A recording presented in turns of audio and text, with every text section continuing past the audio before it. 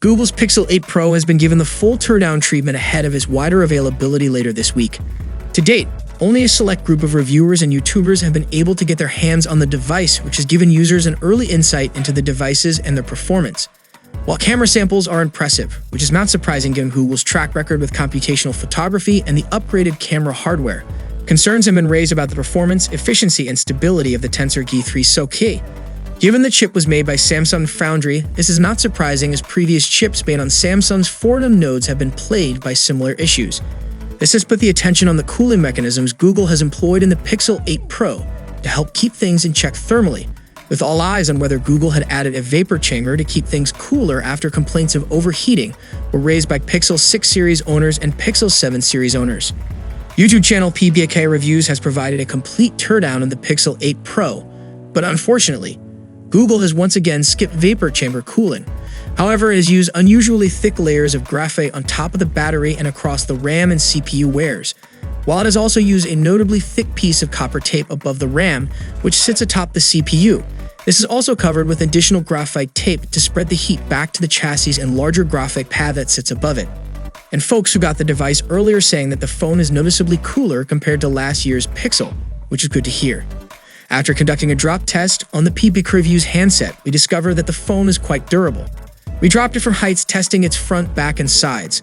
Surprisingly, the phone emerged unscathed with a bump in one corner of the screen.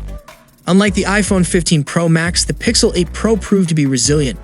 In fact, we even tossed it into a bag filled with dirt and gravel. It handled that situation as well. PBK Reviews also shared some camera samples and 4K video recordings captured with the camera under different lighting conditions, daytime and nighttime. I must say that they looked remarkably good. The images were well exposed with colors, excellent dynamic range, and improved sharpness. Additionally, there was no judder when panning the camera. However, it's important to note that this particular video was shot without utilizing the video boost feature, which will be available in December. Once activated, it should enhance performance further. Nighttime videos appeared decent overall, exhibited some stuttering when panning. However, the upcoming night vision feature for video, which is expected to be released this year, has the potential to revolutionize the way we perceive things. This is definitely something anticipating. Moreover, they also shared some up photos that were captured using the 10x zoom mode. It's worth noting that considering the Pixel 8 Pro only has a periscope zoom lens, the quality of these images is truly remarkable. It almost feels as if there's a 10x lens attached. Additionally, the 30x zoom capabilities also surpass those of the Pixel 7 Pro, although it may not quite reach the level of excellence seen in the S23 Ultra. All in all, it seems like the Pixel 8 Pro is a pretty significant improvement all around. And it's about time.